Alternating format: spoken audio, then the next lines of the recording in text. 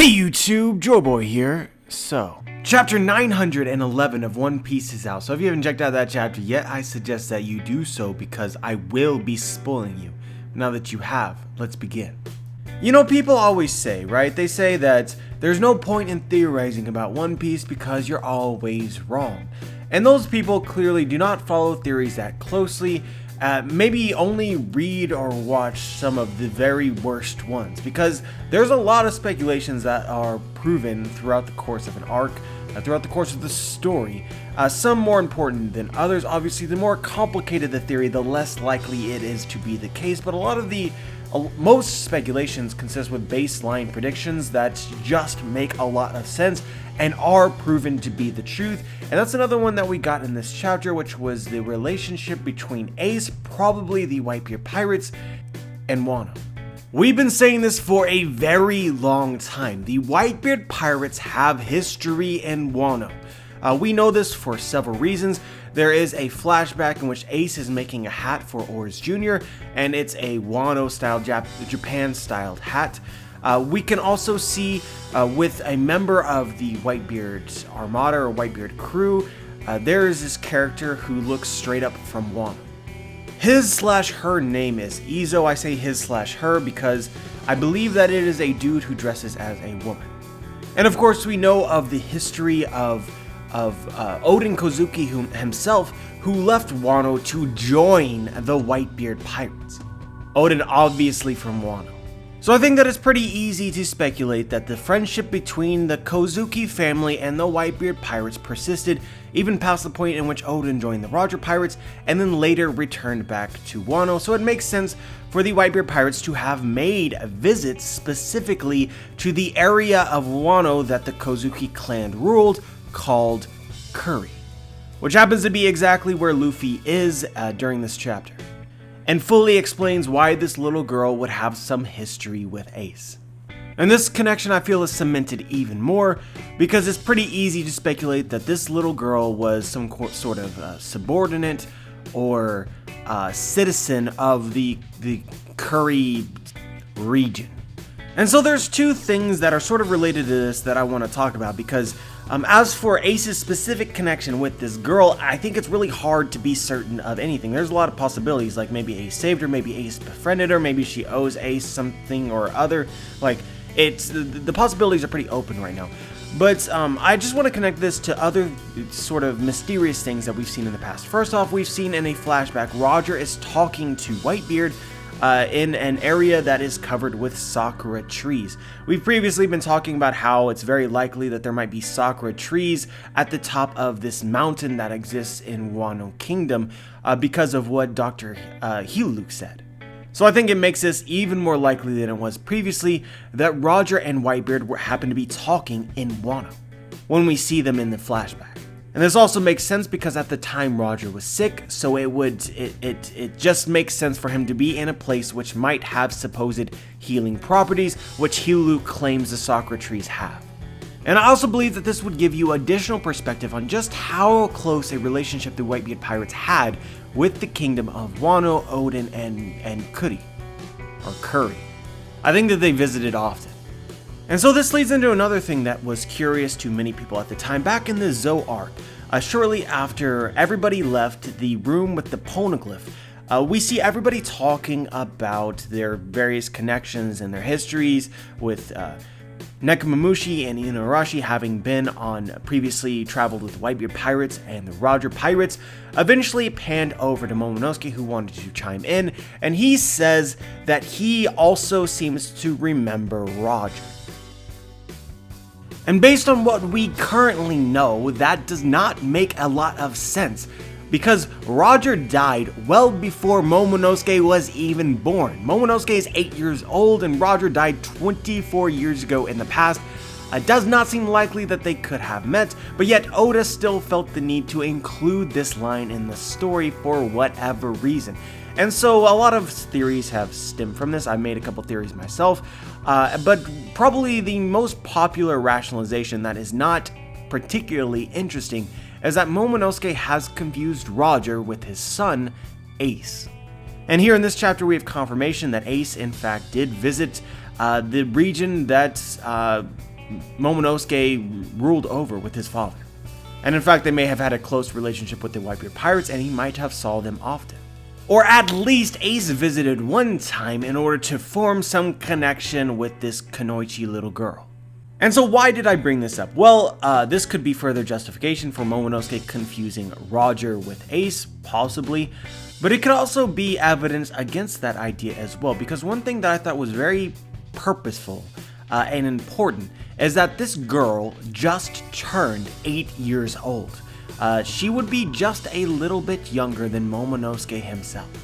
I really don't ship at all. I especially don't want to ship little kids, but I can imagine 10 years in the future that Momonosuke and this little girl might become a thing. Like, that might be a future couple within the Wano Kingdom, potentially.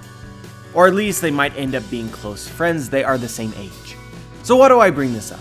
Well, this little girl, who is just a little bit younger than Momonosuke, has met Ace and specifically remembers him. Which means Ace visited Wano during a time in which Momonosuke could have also met him and potentially remembered him. Not as his father, but as he actually is, as who he is. And again, I want to be honest here, this is just an explanation for a line which does not make a whole lot of sense in the story, Momonosuke saying that he remembered Roger, but I don't know if it just makes sense for someone like Momonosuke, if he met Ace, perhaps when he was very, very young, and did not meet him again afterwards when he was capable of remembering, being like, people are talking about this great pirate Roger, what he was like, and be like, oh yeah, I remember him because I met his son, who is not particularly like him at all. So for me, this connection between the girl and Ace further justifies my belief that there is something more to this particular line about Momonosuke remembering Roger, and it is not about Momonosuke confusing Ace for Roger. In fact, I am more convinced than before that Momonosuke has met Ace and does remember him as Ace, and may not ever have associated him as the son of Goldie Roger, just as a member of the Whitebeard pirates, who visited Wano Kuni fairly often.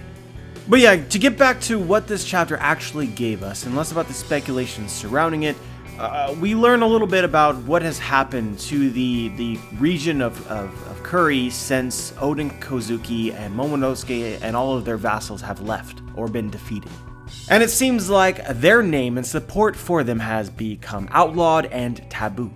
And based on the context clues in this chapter, I think that it can be implied that there are residents of Kuri, potentially part of the resistance group that Kinemon sort of foreshadowed existed in secret, that there are many people still fighting for Momonosuke's return to Kuri. I just do not think that it's normal for this little girl to shout to the enemy, you'll pay when the Kozuki return, right? Unless she actually believed that to be a possibility or wants to believe that as a possibility, despite knowing that it is taboo to say that. But I would say in the short term, it's most likely that this region is being controlled by some other lord or members of the Kaito pirates or some other, villainous force. And this is another thing that I felt was really interesting about this last chapter, which is it's kind of confirmed, we're still learning about the relationship between the Shogun Wano and Kaito, but Kaito's forces are actually occupying Wano and are being used as a force to administer the Shogun's and Kaito's, particular justice or rules. Because we can see that the people that chase down the girl, they look a lot like they wear the same clothes as members of Kaito's crew, and after being defeated, it's kind of confirmed that they're members of Kaito's crew because Basil Hawkins, who was captured by Kaito and not a resident of Wano, reveals that they were his subordinates, and decides to take it upon himself to investigate. But yeah, let's talk about Basil Hawkins, guys. So this is really interesting to me, and I feel like Oda has so much possibility with what Basil Hawkins can do once he inevitably, I think it's inevitable that he finds either Luffy or the Straw Hat ship. I don't think that Basil Hawkins works willingly for Kaito. And I also think that it's very interesting that Basil Hawkins is a kind of guy who reads into fortunes. He chooses the most suitable courses of actions, and the heavens and the fates and whatnot tell him what to do, essentially. So if Basil Hawkins is looking to protect his own life, potentially help defeat Kaito in some way, then it could be that Basil Hawkins becomes an ally sooner rather than later and is not necessarily looking for a fight. I'm personally having a lot of difficulty rationalizing why Basil Hawkins would even bother to go check this out by himself unless potentially he saw something that might be lucrative or advantageous for him. And having Luffy arrive would definitely be an advantage, since Basil Hawkins' true enemy most likely is Kaito. But at the same time, if Basil Hawkins is looking to submit his own safety, potentially improve his power within the Beast Pirates, then it would make a lot of sense for Basil Hawkins to attempt to capture Luffy, being who Kaito has set his sights on right now, aside from Big Mom. It could be that the cards told Basil Hawkins that today you will find something of incredible value, which is why he's decided to not inform Kaito just yet.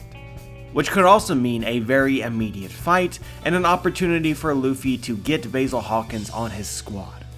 And I think that once Basil Hawkins becomes an intricate part of the story, potentially not defeated, this could lead the storyline into the other captured supernova. We're talking about Kid, Apu, as well as potentially Killer. We don't know where Killer is.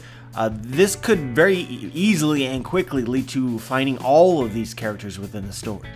But yeah, moving on, let's talk about the Kunoichi girl's master, who looks like he is a Tengu, which is, I mean, you could just Google Tengu if you want. They have long noses and they have wings, and that's just what he looks like. And actually, I can see some parallels between what is going on in Wano with the little girl and her Tengu master, and a famous story of a warrior named Minamoto no Yoshitsune.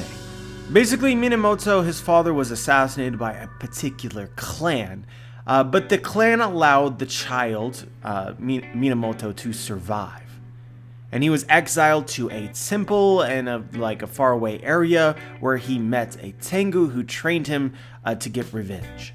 This girl already has connections with the Kozuki clan. She may not be a member of that clan, but at least she might have been some kind of subordinate. So perhaps the Tengu is training her to get vengeance for the Kozuki clan on the clan that assassinated her father, which would be the Shogun and the Kaito Pirates, the Beast Pirates. But of course, I don't think that this guy is an actual Tengu. I think he just dresses as a Tengu. I think that he might be a ninja, and might be training the girl to become a Kunoichi, or a female ninja.